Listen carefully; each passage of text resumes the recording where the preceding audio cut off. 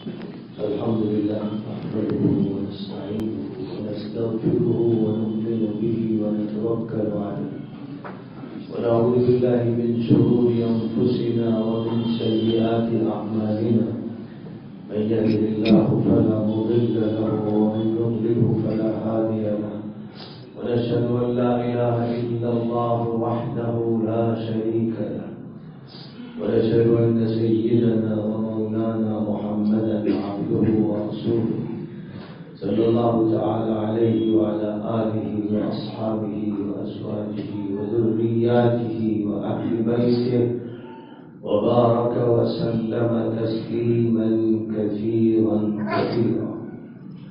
أما بعد، محترم بزرگوں، بھائیوں اور دوستوں، شہر جیپور میں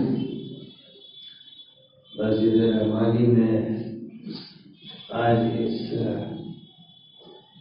مخصوص اجلاس میں مجھے قرآن پاک کی تلاوت کے سننے کے بعد سب سے پہلے یہ عرض کرنا ہے کہ ایک کافرانہ، مشرکانہ، ظالمانہ، فاجرانہ ماحول میں قرآن پاک کا نزول شروع ہوا۔ کعبہ مقدسہ میں جب 360 بت تھے اور کعبے کے باہر 360 بت تھے، ہر گلی کوچے میں بت تھا، بت تھے، مندر تھے، صفا کی پہاڑی پر اور مروہ کی پہاڑی پر دیویوں کے اسٹیچو تھے، ہر گھر کی طاق پر کوئی بت رکھا ہوا تھا۔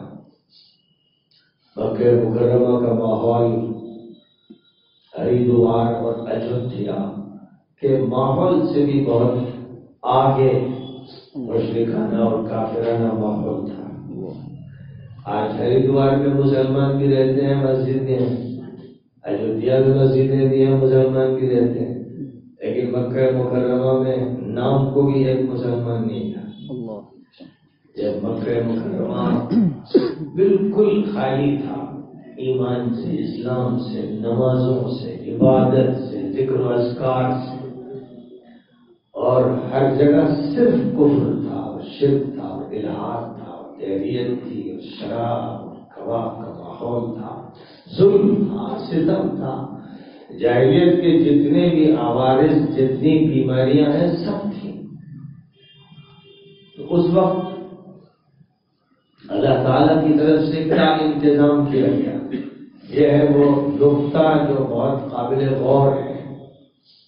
ہم جب بھی اپنے ماحول کا رونا روتے ہیں اور حالات کا تذکرہ کرتے ہیں تو طرح طرح کی تجویزیں سامنے آتی ہیں۔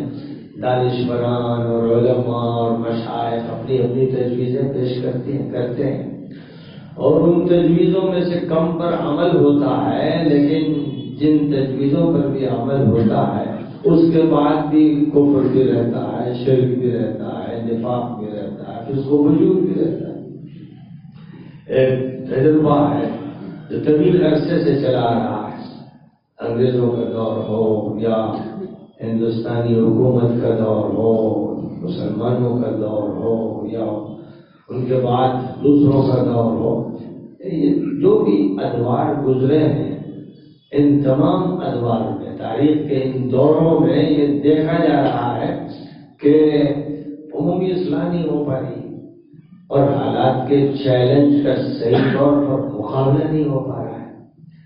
تو اب اس پر غور کرنا چاہیے کہ جب اتنا بگاڑ تھا، صرف مکہ میں نہیں تھا، پورے جزیرۃ العرب میں تھا، شام و عراق میں تھا، ایران و روم میں تھا، افریقہ اور ایشیا میں تھا، پوری دنیا میں بگاڑ تھا، جاہلیت تھی اور کفر تھا اور شرک ہو رہا تھا۔ ایسے موقع پر اللہ جو اس کائنات کا خالق بھی ہے، مالک بھی ہے، حاکم بھی ہے، اور اس کے ہاتھ میں ساری طاقتیں ہیں، جو چاہے تو اپنے فرشتوں کے ذریعے سب کی ٹھکائی کروا دے، اور جو چاہے تو امر کن فیکونی کے ذریعے تمام انسانوں کو فرشتہ بنا دے، اور جو چاہے تو آسمان و زمین کو ملا دے۔ اس اللہ نے کن فیکونی فیصلوں کے بجائے یہ فیصلہ کیوں کیا کہ مکہ مکرمہ سے آخری نبی کا انتخاب فرمایا، اور آخری نبی کا انتخاب قرآن کے ذریعے ہوا، یعنی اپنا کلام اتارا اور اپنے کلام کی آیتوں کے ذریعے محمد ابن عبداللہ کو محمد الرسول اللہ بنا دیا۔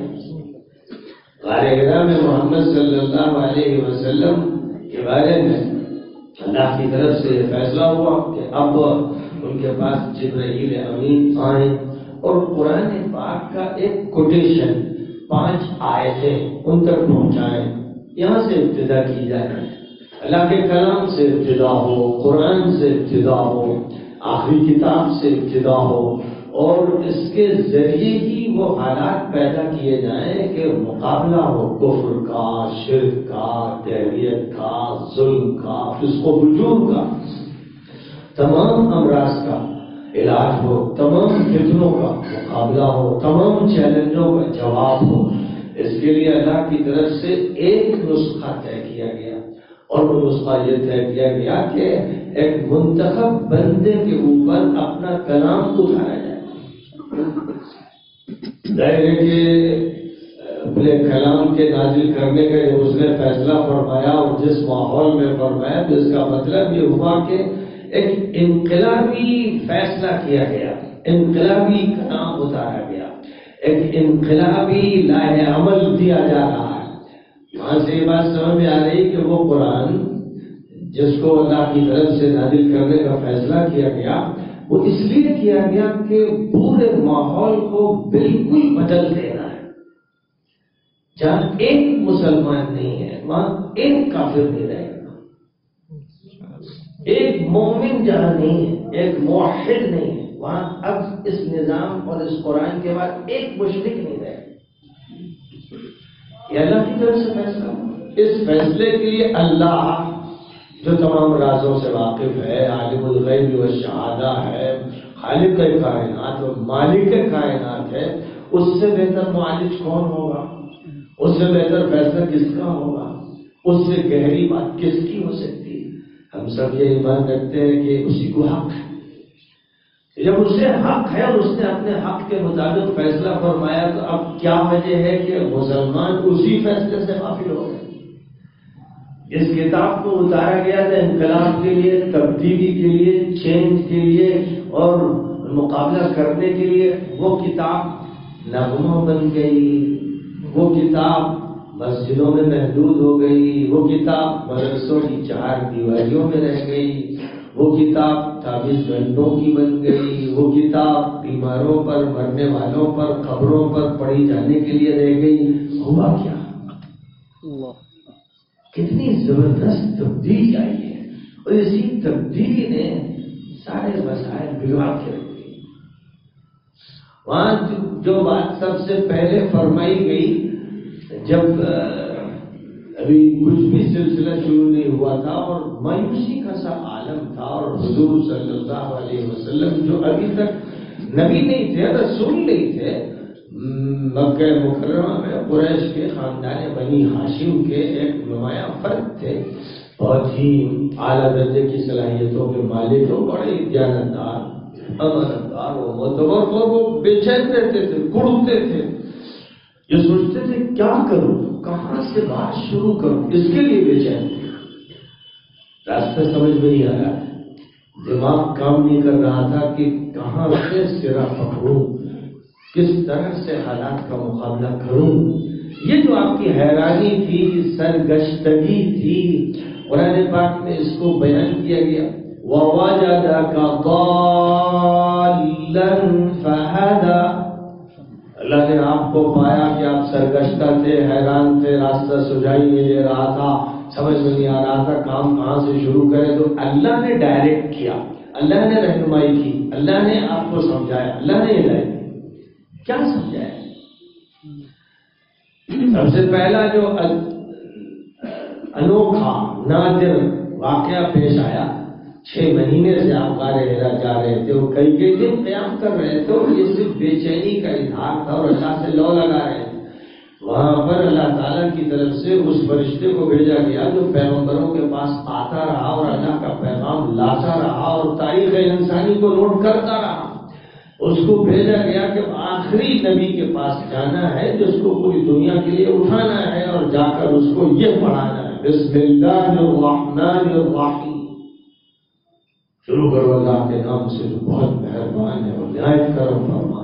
اقرأ باسم ربک الذی خلق، پڑھو اپنے پروردگار کے نام سے جس نے پیدا کیا ہے۔ خلق الانسان من علق، اس نے انسان کو خون کی ایک پھٹکی سے پیدا کیا۔ اقرأ وربک الاکرم، پڑھو اور تمہارا پروردگار بہت کرم فرمانے والا، عطا اور بخشش کرنے والا، نوازش فرمانے والا ہے۔ الذی علم بالقلم، جس نے قلم کے ذریعے سکھایا۔ علم الانسان ما لم یعلم، انسان کو اللہ نے سکھایا تمام وہ باتیں جن سے انسان واقف نہیں تھا۔ یہ تھے وہ بول جو غار حرا میں جبرائیل امین کے ذریعے آسمان دنیا سے رمضان المبارک کے مہینے میں شب قدر میں اتارے گئے۔ معلوم یہ ہوا کہ جو کام درپیش ہے، جو ہندوستان کے ماحول سے سخت ترین ماحول میں، ماسکو کے ماحول سے زیادہ ملحدانہ ماحول میں، اور ایودھیا اور ہریدوار سے زیادہ مشرکانہ ماحول میں، اور جدید تہذیب کی فسق و فجور سے زیادہ فاجرانہ اور فاسقانہ ماحول میں، جو اللہ کی طرف سے پہلا نسخہ دیا گیا وہ یہی ہے۔ اور یہ نسخہ دیا گیا اور پھر تھوڑے وقفے کے بعد پے بپے نسخے آتے چلے گئے، علاج تجویز ہوتا چلا گیا، ہدایت دی جاتی رہی۔ ایک تھوڑے سے وقفے کے بعد فرمایا گیا یا ایھا المدثر قم فانذر وربک فکبر وثیابک فطہر والرجز فاہجر ولا تمنن تستکثر وَلِرَبِّكَ فَاصْبِرْ۔ ایک کملی والے اٹھ جائیے اور لوگوں کو آگاہ کر دیجیے، اپنے رب کی بڑائی اور عظمت بیان کی، اپنے وجود کو پاک و صاف رکھیے، احسان کر کے زیادہ مت سمجھیے اور حالات کا مقابلہ کیجیے، ڈٹ جائیے، جڑے رہیے، صبر کیجیے۔ اس پہلی ہدایت کے بعد یہ دوسری ہدایتیں آئیں، درمیان میں کچھ نہ کچھ باتیں ارشاد فرمائی جاتی رہی، اور یہ فرمایا گیا کہ حالات کے مقابلے کے لیے یہ انتظام کیا جا رہا ہے۔ اس کا مطلب یہ ہے کہ جو کلام آپ کو دیا جا رہا ہے وہ اس لیے کہ چپے چپے پر اس کو پڑھیے، گلی گلی میں پڑھیے، وادی وادی میں پڑھیے، ہر فرد بشر کو سنائیے، اسی کی صدا لگائیے، اسی کا غلغلہ مچائیے، اس کا شور مچا دیجیے۔ کوئی جگہ ایسی نہ بچے، کوئی فرد، کوئی عورت، کوئی مرد، کوئی جوان ایسا نہ بچے جس کے کانوں میں یہ الفاظ داخل نہ کر دیے جائیں۔ اس کے لیے کتاب دی گئی، یہ اللہ کا معجزہ ہے، یہ دلوں میں اتر جانے والی، دماغوں میں بیٹھ جانے والی، انسانی وجود کو ہلا دینے والی، قلم پر پکڑ دینے والی کتاب۔ اس لیے اس کو سنانا ہے ہر مندر میں، ہر گردوارے میں، ہر کلیسا میں، ہر سنیگاگ میں، ہر سپر مارکیٹ میں، ہر کورٹ میں، ہر یونیورسٹی میں، ہر کالج میں، ہر جگہ۔ اس کے لیے کتاب دی گئی۔ رسول اکرم صلی اللہ علیہ وسلم نے پہلے مرحلے میں جب ہدایت یہ دی گئی کہ علی اعلانیہ بات کیجئے، تو آپ نے غور فرمایا کہ میں کہاں سے میڈیا کو اپنے ہاتھ میں پکڑوں، کہاں سے بات میں اس طرح چلاؤں کہ پورے شہر میں ہلچل بن جائے۔ اور کرنے کے بعد آپ اس نتیجے تک پہنچے کہ کعبہ مقدسہ کے قریب صفا کی پہاڑی ہے اور لوگوں کی بھیڑ یہیں لگی رہتی ہے، لوگ پھیرے لگاتے ہیں، یاترا کو آتے ہیں، ادھر ادھر جمع ہوتے ہیں، اور مکے والے بھی اپنی مجلسیں یہیں جماتے ہیں، اور آبادی بھی آس پاس ہے، اس لیے اس پہاڑی پر چڑھ کر میں چیخ لگاؤں۔ لوگ سوچیں گے کیا ہو گیا بھائی، محمد کو کیا ہو گیا، اچھے خاصے تھے۔ جائے گا کہ ہر طرف شور مچ جائے گا، اور اس شور کو سن کر لوگ گھروں سے نکل پڑیں گے، عورتیں نکل پڑیں گی، مرد نکلیں گے، لڑکے بچے جوان سب باہر آ جائیں گے، اور جب سب باہر آ جائیں گے تو پھر میں اپنی بات کروں۔ حضور صلی اللہ علیہ وسلم نے اس طریقہ کار کو اختیار کیا اور صفا کی پہاڑی پر چڑھے، اور اس زمانے میں جب جنگ کا بگل بجایا جاتا تھا، سائرن بجنے لگتا تھا، تو یہی طریقہ ہوتا تھا کہ پہاڑی پر چڑھ کر یا صباحا، جتنی بھی طاقت ہو پوری قوت کے ساتھ یہ نعرہ لگایا جاتا تھا، جس کا مطلب یہ ہوتا تھا جنگ کے خطرات۔ تو آپ نے یہی کیا، کعبہ مقدسہ کے غلاف سے چپٹ کر نہیں کھڑے ہو گئے، اور حجر اسود کو صرف بوسہ نہیں دیتے رہے، اور کعبے کے سامنے نماز نہیں پڑھتے رہے، بلکہ آپ پہاڑی پر چڑھے اس لیے کہ آج کے اس دور کے میڈیا کا استعمال اس طرح کروں کہ کوئی بچے نہ جس تک آواز نہ پہنچ جائے۔ کس ماحول میں؟ خالص جاہلیت، شرک و کفر کے ماحول۔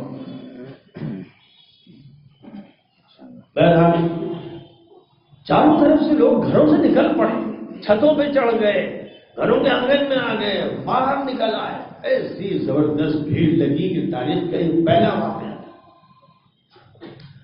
پھر آپ نے جب پورا مجمع جمع ہو گیا تو لوگوں سے یہ بات کہی تھی کہ اے لوگوں، اگر میں یہ کہوں کہ پہاڑ کے پیچھے ایک لشکر آنے والا ہے اور تم پر حملہ کرے گا تو تم میری بات مانو گے؟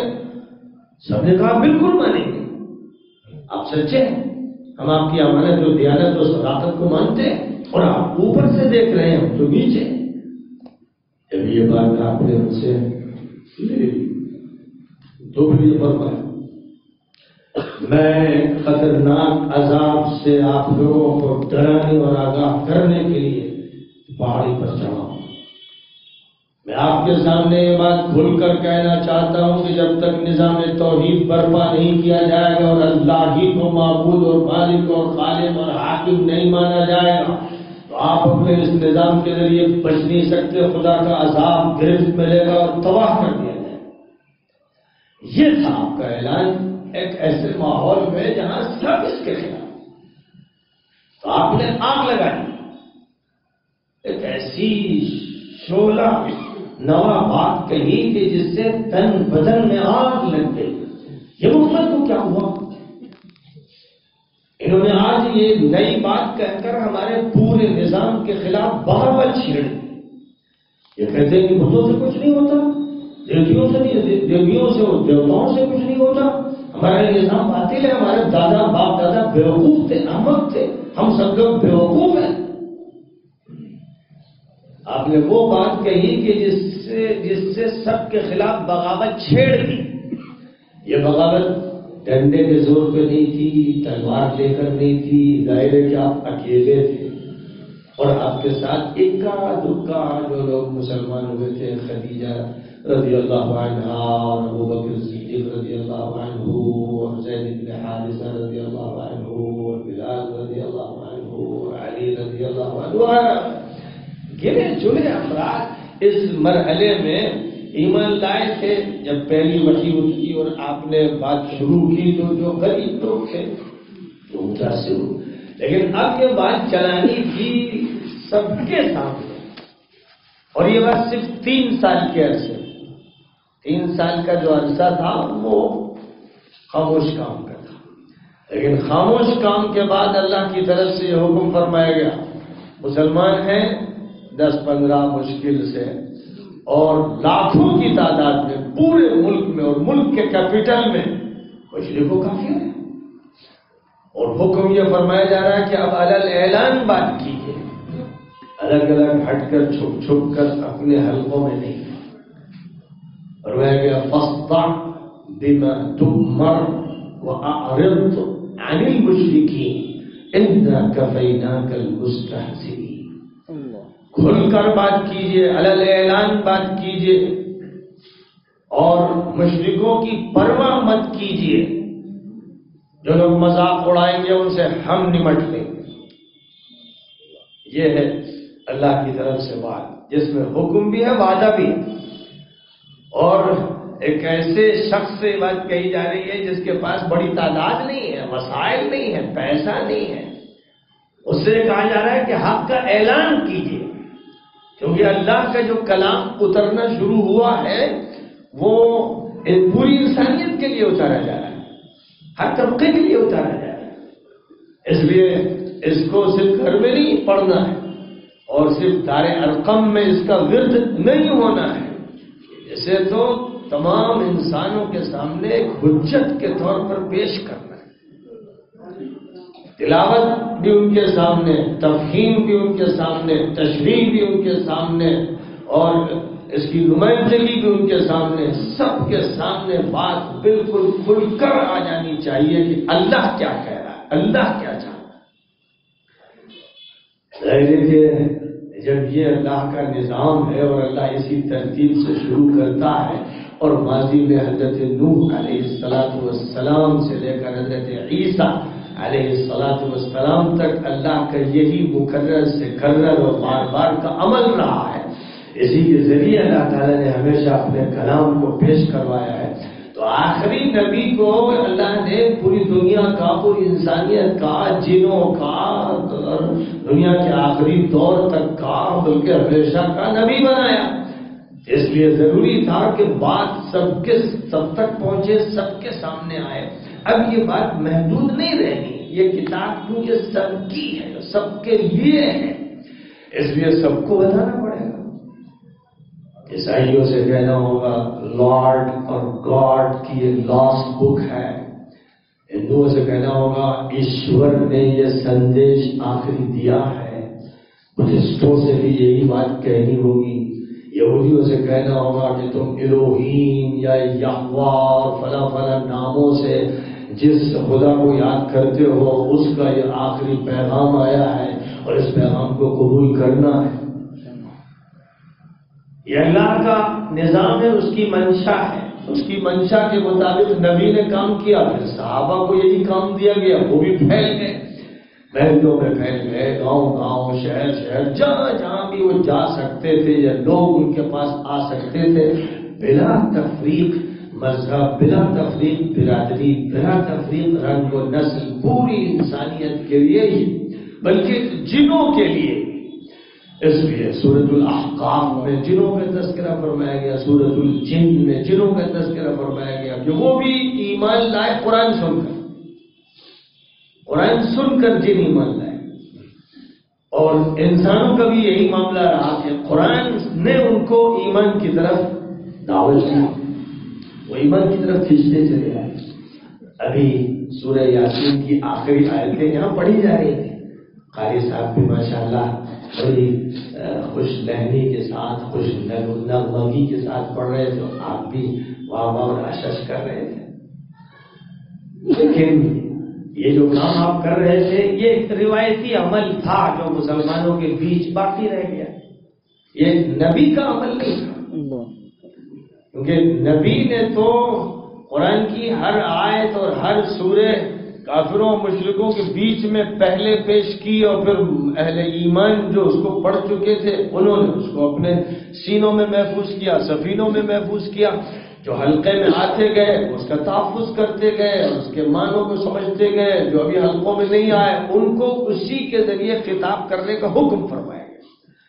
فَذَكِّرْ بِالْقُرْآنِ مَنْ يَخَافُ وَعِيدٍ، جسے بھی ڈر ہے ایشور کا، لاڈ کا، گاڈ کا، اللہ کا، اس کائنات کے مالک کا، جو سمجھتا ہے کہ اسی کے ہاتھ میں سب کچھ ہے، اس کو قرآن کے ذریعے سبق پڑھائیے، حکم یہ دیا گیا۔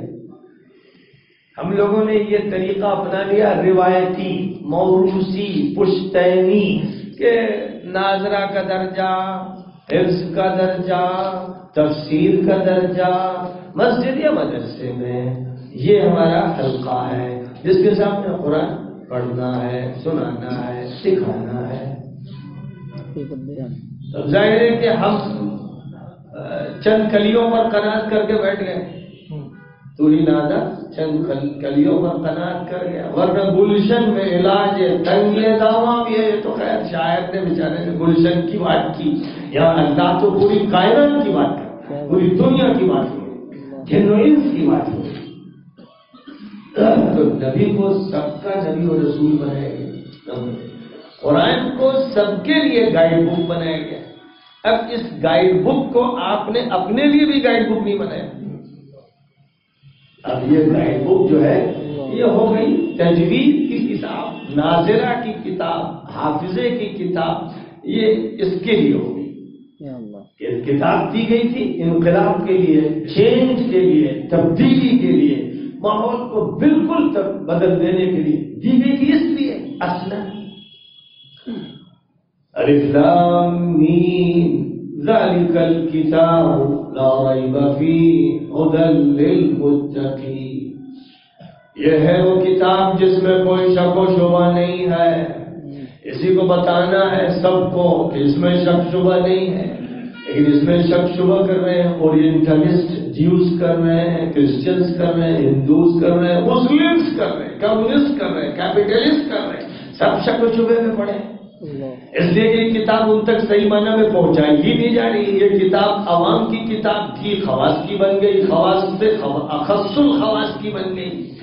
یہ سارا عمل ہوا جس عمل نے اس کی تاثیر کو کمزور کر دیا، اور تاثیر اس کی منتقل کرنے کے اسباب ہی نہیں اختیار کیے گئے۔ تو وہاں فرمایا گیا ھدی للمتقین، جو لوگ بھی اپنا بچاؤ چاہتے ہیں ان کے لیے صرف اور صرف یہی گائیڈ بک ہے۔ متقی کے معنی جو اپنا بچاؤ چاہے، اس کے معنی بدل دیے ہمارے مولویوں ملاؤں صوفیوں نے۔ متقی صوفی صاحب نیک صالح انسان کے لیے لفظ متقی استعمال کیا، وہ ایک الگ اصطلاح ہے۔ اصلاً عربی لینگویج میں متقی کے معنی بچنے والا۔ کس چیز سے بچنے والا؟ تباہی سے، زوال سے، انحطاط سے، نقصان سے، عذاب سے، پکڑ سے۔ جو بچنا چاہتا ہے اس کو قرآن کی طرف رجوع کرنا پڑے گا۔ یہ کہا گیا۔ اب ظاہر ہے کہ جس انسان سے بھی آپ ملیں گے تو اس سے بات کریں گے، وہ نقصان سے بچنا چاہتا ہے۔ ہر آدمی زوال سے بچنا چاہتا ہے، ہر تاجر ترقی چاہتا ہے، ہر کاشتکار ترقی چاہتا ہے، ہر ملازم ترقی چاہتا ہے، ہر ڈاکٹر انجینئر وکیل ترقی چاہتا ہے، کوئی تنزل نہیں چاہتا۔ تو ترقی چاہتا ہے تو فرمایا گیا گائیڈ بک قرآن ہے۔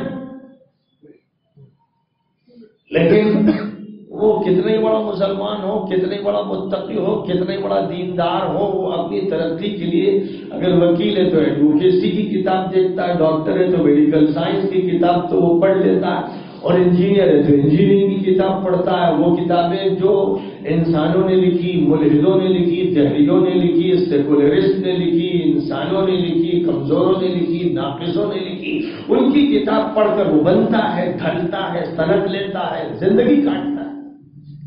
اور اللہ جو خالق ہے، مالک ہے، سیل اسی کے بنائے ہوئے ہیں، اور جسم کے جینیاتی سلسلہ اسی کا تیار کردہ ہے، جو راز سے واقف ہے، اس کی کتاب، اس کا مشورہ، اس کا میسج، اس کا پیغام پڑھنے کے لیے لوگ تیار بھی ہو، پڑھتے بھی ہیں تو 40 گھنٹے کے لیے، یا کسی مردہ کے لیے، یا قبر کے لیے، یا تراویح میں پڑھ لیتے ہیں، وہ بھی ایک رسم ہے۔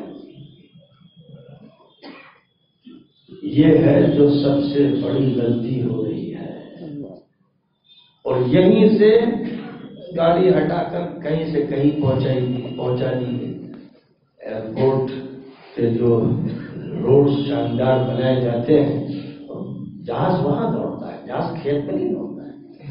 گاڑی بھی سڑک پر چلتی ہے، وہ بھی کسی ندی میں نہیں چلتی ہے۔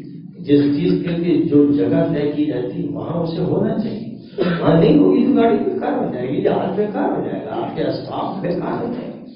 تو قرآن کی جو جگہ ہے وہ یہ کہ پوری زندگی کی رہنمائی قرآن سے حاصل کرنی ہے۔ اب قرآن کی روشنی میں جو تفصیلات ہوں گی، جو قرآن سے کنٹرڈکٹ نہیں کریں گی، نہیں ٹکرائیں گی، ان کو آپ استعمال کر سکتے ہیں۔ اگر آپ کا علم جو آپ حاصل کر رہے ہیں کسی اسکول میں یا کالج میں یا مدرسے میں، وہ قرآن سے نہیں ٹکراتا ہے، کوئی حرج نہیں کرا، آپ قرآن کے سایہ تلے اسے پڑھیے۔ لیکن اگر وہ علم قرآن سے ٹکراتا ہے تو پھر وہ حرام ہے، اگر نظر آتا ہے۔ اس لیے قرآن سے سب سے پہلے معلوم کرنا پڑے گا کہ بھئی آپ کیا کہتے ہیں۔ بنیادی طور پر گائیڈ وہ قرآن ہے۔ ان هذا القرآن يهدي للتي هي اقوم، یہ ہے وہ قرآن جو اس راستے کی رہنمائی کرتا ہے جو سب سے زیادہ صحیح، سیدھا، درست، پختہ راستہ۔ تو قرآن اپنا تعارف اس طرح کرا رہا ہے اور ہم نے اس تعارف کو خاموش کر دیا ہے، اور نبی صلی اللہ علیہ وسلم پر اللہ کی طرف سے قرآن اتارا گیا کہ تمام انسانوں تک پہنچانا ہے۔ اب جن انسانوں تک براہ راست پہنچانا تھا ان کی مدر لینگویج عربک تھی، اس لیے عربی میں ان سے بات کرنی تھی، قرآن عربی میں، اور وہ عربی زبان کے جاننے والے براہ راست قرآن کو سمجھ رہے ہیں۔ لیکن جہاں زبان عربی مادری نہیں ہے وہاں قرآن پاک کا ٹرانسلیشن، ایکسپلینیشن، قرآن کی شرح، قرآن کا ترجمہ پہنچانا لازمی ہے کہ کتاب تو سب کے لیے ہے۔ تو ہندی میں قرآن پہنچایا جائے ہندی بولنے والوں کے لیے، سنسکرت میں پہنچایا جائے سنسکرت پڑھنے بولنے والوں کے لیے، انگلش میں سنایا جائے انگلش بولنے والوں اور سمجھنے والوں کے لیے۔ یہ فریضہ عائد کیا گیا ہے، اور یہی بات قرآن میں تمام انبیاء کے بارے میں بیان کی گئی ہے۔ دنیا بھر میں اللہ نے اپنے نبیوں کو بھیجا اور ان کی زبان، جس قوم کو مخاطب کرنا تھا ان کی زبان میں مہارت کے ساتھ اور انہی میں خطاب کے ساتھ بھیجا۔ وَمَا أَرْسَلْنَا مِن رَّسُولٍ إِلَّا بِلِسَانِ قَوْمِهِ لِيُبَيِّنَ لَهُمْ، ہم نے جو رسول بھیجا قوم کی زبان میں بھیجا تاکہ لوگوں کے سامنے کھول کھول کر بات کرے، کوئی بات ڈکی چپی نہ رہ جائے۔ آج صورتحال یہ ہے کہ مسجد کے ارد گرد جو غیر مسلم بسے ہوئے ہیں، مسجد اگر 60 سال سے 100 سال سے ہے تو انہوں نے کبھی سورہ فاتحہ نہیں سنی۔ مسجد میں ہر نماز میں، فرض میں ہر رکعت میں پڑھی گئی، ہر سنت میں، ہر نفل میں، ہر وتر میں بار بار دہرایا انہوں نے یہ سمجھ کر کہ نماز کا یہ فریضہ ہے۔ یہ بھول گئے کہ نماز کے فریضے سے پہلے پوری دنیا انسانیت کو سنانا فریضہ تھا۔ نماز بعد میں نازل ہوئی، اسلام پہلے آیا ہے، دعوت پہلے آئی، غار حرا میں اللہ کا پہلا پیغام آ گیا، قرآن اترنا شروع ہو گیا، نماز کی فرضیت بعد میں ہوئی، اور معراج ہوئی تو 5 نمازیں فرض ہوئی۔ تو یہ تو کیس بات کا ہے، لیکن جو کیس پہلے کا ہے، جو پہلا مرحلہ ہے، اس پر تو عمل ہی نہیں ہوا۔ حضور صلی اللہ علیہ وسلم نے 13 سال کے بعد